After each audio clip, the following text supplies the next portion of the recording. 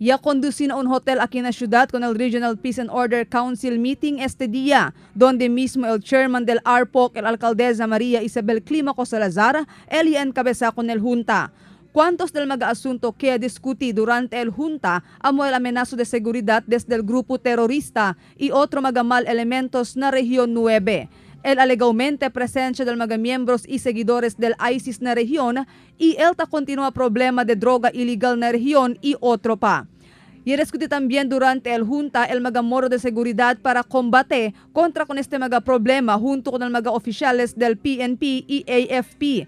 Presente durante el junta amo el director del Policía Regional, Police Chief Superintendent Billy Beltran, Lieutenant General Carlito Galvez, Governor del Zamboanga del Sur Antonio Ceriles y mga representantes del local chief executives desde el otro lugar na región.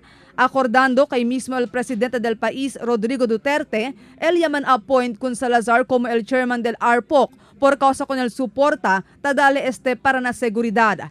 Bajo na su administración, ya podía alocar fondo de 894 millones de pesos el gobierno local para na seguridad, especialmente na pulis y militar.